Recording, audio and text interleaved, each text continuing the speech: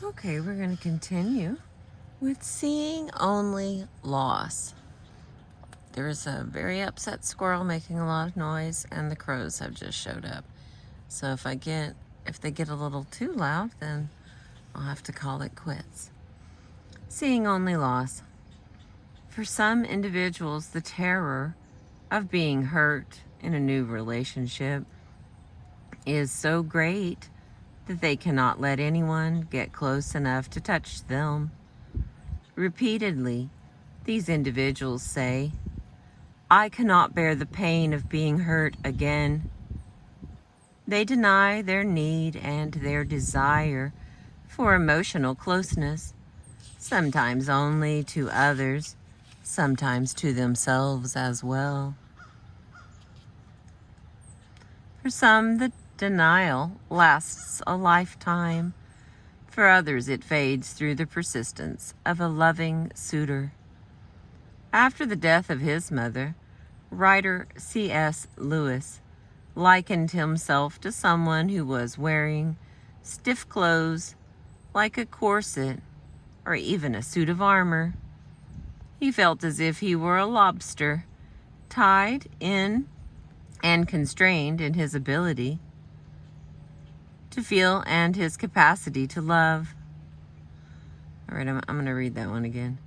He felt as if he were a lobster tied in and constrained in his ability to feel and his capacity to love. In his autobiography, Lewis describes how he at last began to melt, to open himself up once again to the possibility of spiritual and emotional connection. For C.S. Lewis, as for many survivors who fear another loss, it took much courage and many years to feel safe enough to love again. Self-reliance. Self-reliance is perhaps the strongest of the barriers that individuals erect to keep themselves at a distance from others. "I can do it myself, thank you very much." As long as the individual remains supremely competent, he or she does not need the help or assistance of anyone. One woman managed to drive her car, do her household chores, and attend to all of her commitments with a broken foot, rather than ask anyone for any help, or more importantly, rather than allow anyone to get close enough to her emotionally to know that she needed help. Another woman commented, "I have become such a self-contained island that people would need to build a bridge in order to reach me." Rosetta's story. Rosetta was only 3 years old when the call came from her father's job, telling her mother that he had been killed in an accident. "I had a great sense that something was definitely wrong and that I should not bother my mother," she says. In her child's mind, Rosetta reasoned that she must be strong, not only for herself, but for her weeping mother as well. And several years later, Rosetta's mother married an abusive and alcoholic man. Rosetta only doubled her efforts to become self-sufficient. As long as she did not need her mother or her new father, she would not risk being hurt. When her stepfather stumbled home late at night, it was Rosetta's job to creep down the long oak staircase and quickly fling open the door. Before her stepfather had a chance to hit her or to scream, she would run up the stairs and into her room, hiding safely behind her bed. Rosetta was learning well the lessons of self-sufficiency. When she was in grade school, Rosetta remembers taking great delight in making a skirt for the 5th grade fashion show. All of the mothers watched eagerly as their daughters walked across the stage. All of the mothers except for one. Rather than expressing her disappointment at her mother's absence, Rosetta just thought, "I guess I will have to rely on myself." and the wall she had built around herself went a little higher. Throughout high school, Rosetta was a shy and quiet girl. She did her schoolwork but had time for little else. When she was 18, she began to notice that she was growing into an attractive young woman and started to go out with friends and to date an occasional young man. One boy in particular was especially fond of her and began pressuring Rosetta to have a sexual relationship. She certainly did not feel safe enough to let anyone get that close to her. She repeatedly refused his overtures. The young man became angry and planned what he believed to be a suitable punishment for the unwilling Rosetta. He arranged for a friend of his to drive Rosetta home from school. This friend picked her up and the two engaged in some pleasant chit-chat. He deterred, however, took Rosetta into the woods and raped her. She was terrified, ran home, told her mother, and pressed charges against her assailant. When she arrived in court for the trial, Rosetta was appalled to find that the first young man was there to testify against her. He declared that Rosetta was a loose and unladylike young woman and had probably seduced the man who raped her. The charges were dismissed, and Rosetta left the courthouse feeling alone and unsafe. I was out there all by myself. Rosetta resolved that the only way to survive in the world was to be strong and to need no one. For several years she worked, supported herself, and contributed money to her mother, who was now divorced from her alcoholic husband. When she was in her mid-30s, Rosetta met a man 10 years her senior who seemed mature and responsible. He came from a stable family, and Rosetta reasoned that he would be able to provide some of the security and care she had not received as a girl and for which she now longed as a woman. Regrettably, Rosetta's prince changed into a toad. He was an irresponsible and callous man who spent little energy maintaining and caring for a home. Rosetta, however, asked him for little. She already believed taking care of herself was her responsibility, and hers alone.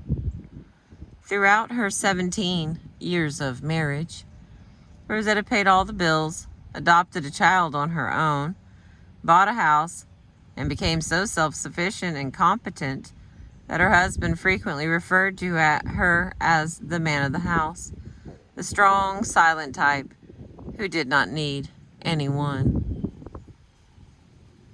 In her early 40s, Rosetta decided that she had had enough of supporting her irresponsible husband. She filed for divorce and concluded that she would spend the rest of her life alone. She had always taken care of herself, and she saw no reason.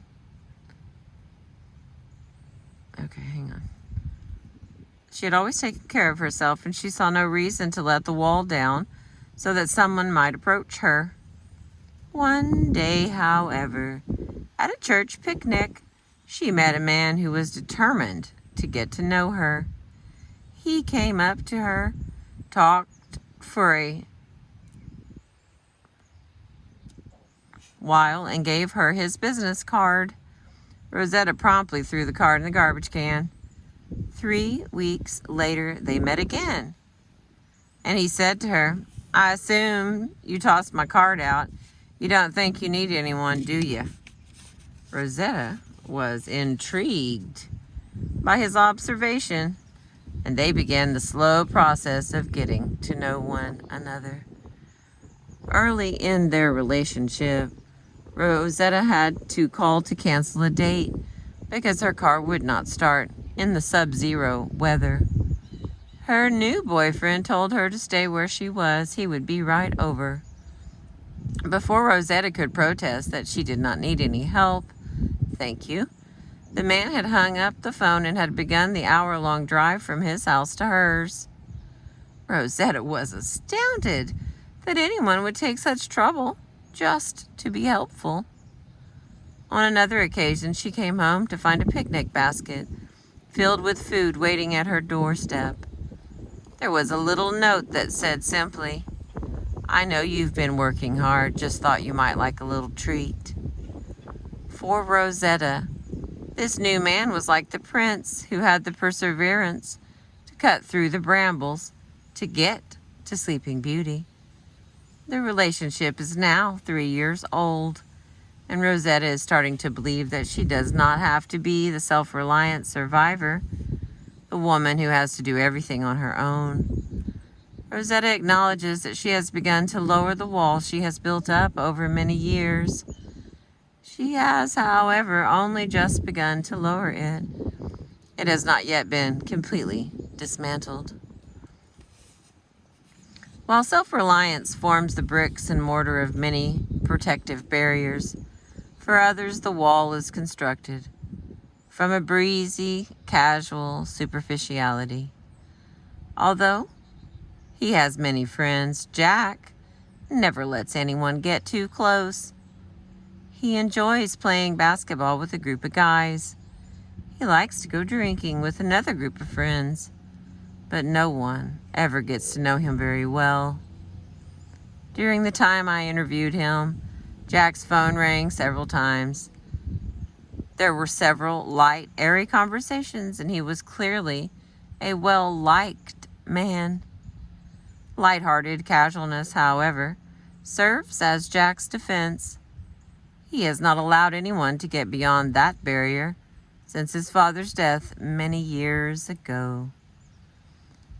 I definitely think there is something about me that I hold back in relationships because of the immense loss I had. I'm a very open person. I love talking to people. I've got a lot of friends. But sometimes, it's like this brick wall that I reach. I can't go beyond the wall. People expect me to jump over it, go beyond it, and get closer, and I just can't. Behind the world of casual banter, Jack feels safe that no one will get close enough ever to hurt him again, the way he was hurt when his father died. Others hide themselves high in a tower of cool detachment, aloof and unreachable. Liz was 4 when her mother died, and from that time and for many years she felt alone and disconnected. She recalls being popular through grade school and junior high school, always a class officer or prom queen. Yet, she felt connected to no one. Schooled in a Catholic educational system with reserved and austere nuns as her models, Liz reasoned that she would rather have respect than love. She placed herself somewhat above her peers as the noble and morally superior comrade. Later in her life, one of Liz's friends joked with her that she had given herself an emotional bypass. Although she had casual relationships with both men and women during her 20s, Liz was described by everyone as an ice maiden, aloof and untouchable. In her mid-30s, Liz was finally pursued by a woman who refused to give up. She describes this woman, who has now been her lover for many years, as a person with a core of gentleness. This woman was determined to scale the tower, even though Rapunzel refused to let down her hair.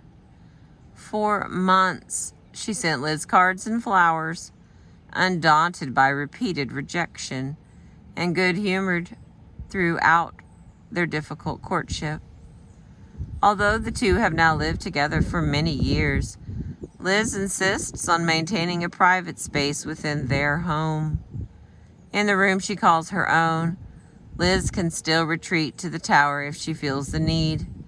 The sign on the door says, "No knocking, no interruption." Anger. For some, The only way to keep a safe distance from loving relationships is to adopt an angry and confrontational demeanor. If one is sufficiently prickly and hostile, one can be assured that no suitor will get close enough, and no loss will ever occur. Paradoxically, in a desire to avoid losing love, these individuals abstain from loving relationships, condemning themselves to lonely and loveless lives. For actor James Dean, the persona of an angry and brooding young man served to keep others at a distance. Dean wrote to a friend, "I see a person I would like to be very close to, then I think it would be just the same as before and they don't give a shit for me. Then I say something nasty or nothing at all and I walk away." Dean was safe from another devastating loss, but he was alone and lonely. When her father died suddenly, Allison protected herself from feeling the loss by telling herself that she and her father had never had much of a relationship anyway. She protected herself from her mother's vulnerability by adopting an air of critical sarcasm toward her surviving parent.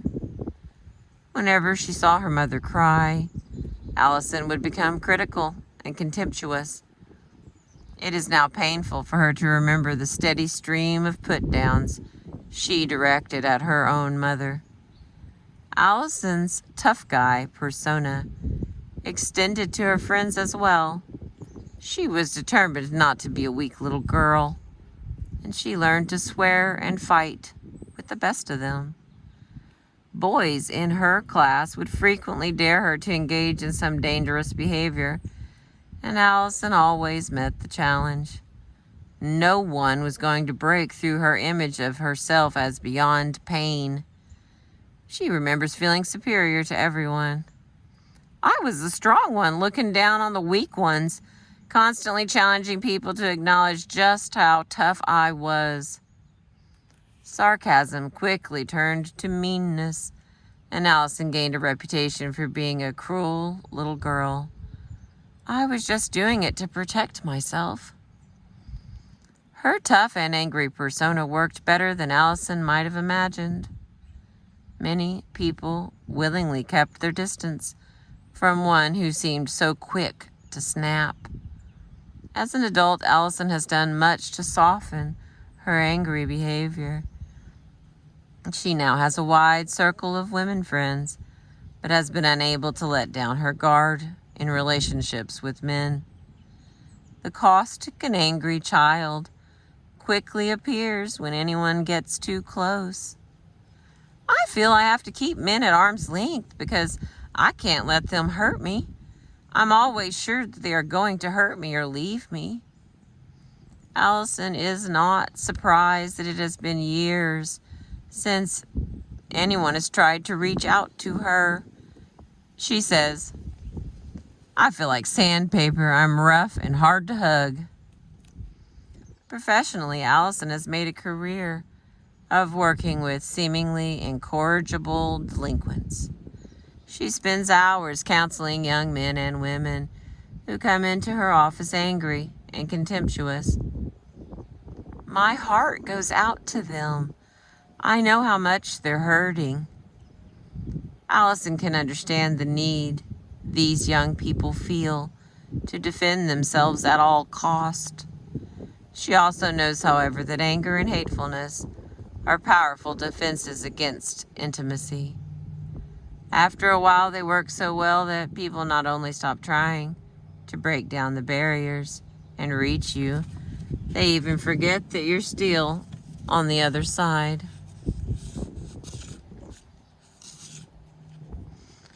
Panic.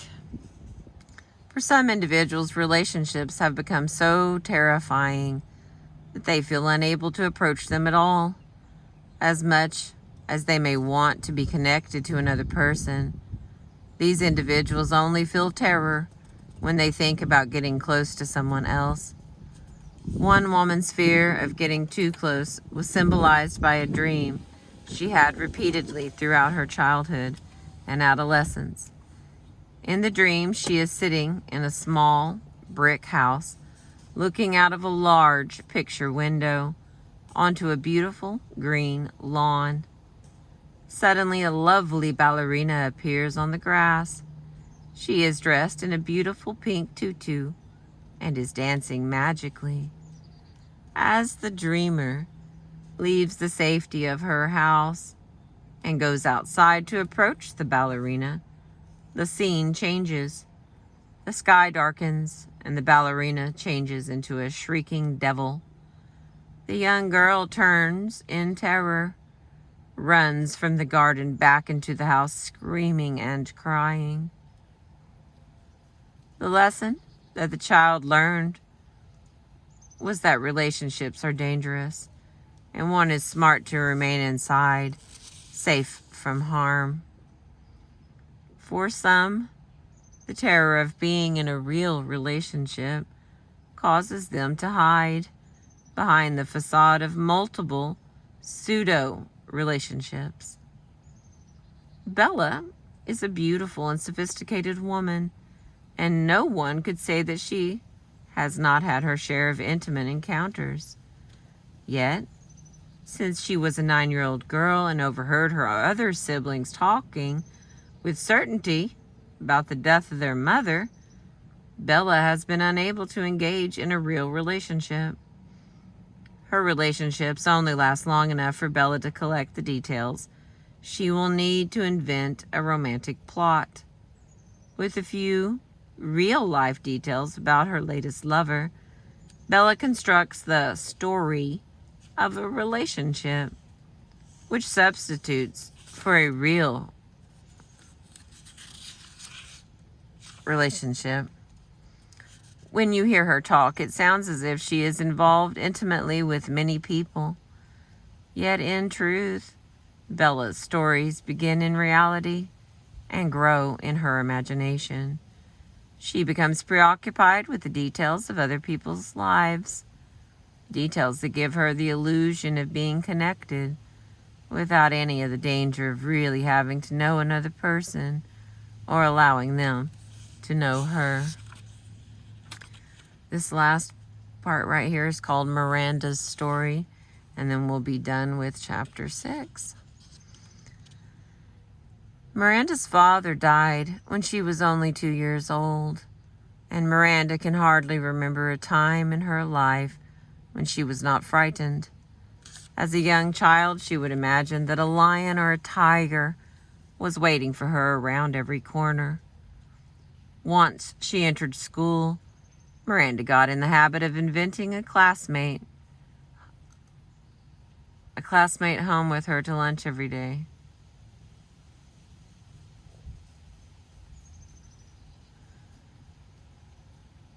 That sentence is wrong. Okay. Her mother commented on what a social little girl she was, but Miranda knew the real reason for her invitations. She was afraid to walk from school to her house by herself. She would invite anyone home. It did not matter who the girl was, she just needed someone to keep her company. Behind many of her fears was Miranda's worry that her mother, like her father, would leave her.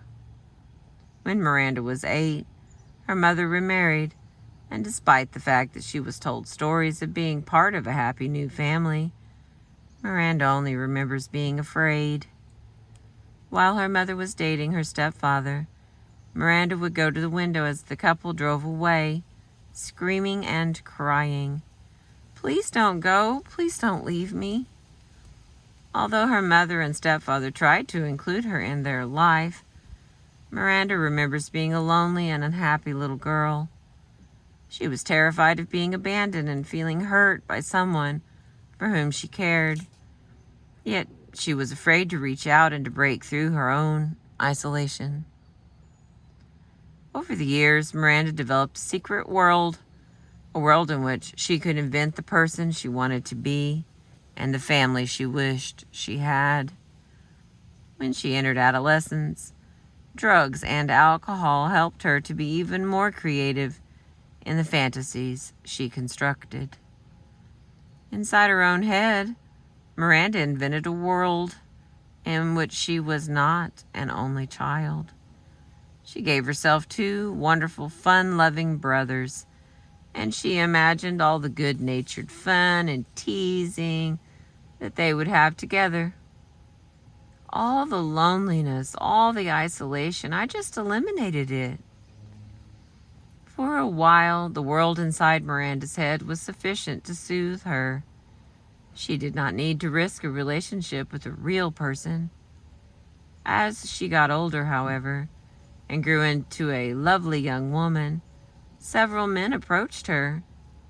Each time a man would become too interested, however. Miranda says, "I screwed it up. These people would fall in love with me, then I would think something was wrong with them. Then I would just run." In her late 20s, Miranda grew tired of the pattern of ending relationships and breaking engagements. On 2 occasions, she got to the point of actually planning a wedding before she became so frightened that she had to run away. Eventually, she met a man who seemed quiet, stable, and self-possessed. A man who was not put off by her terror and her insecurity. Without any help or counseling, Miranda told herself, "You must give this a try." She took a deep breath and plunged in. She married this man, still scared of what it meant to make a commitment to another person. On her wedding night, Miranda remembers, she hid behind the bed and whimpered. She was so afraid of committing to another person and opening herself up to the vulnerability of loss.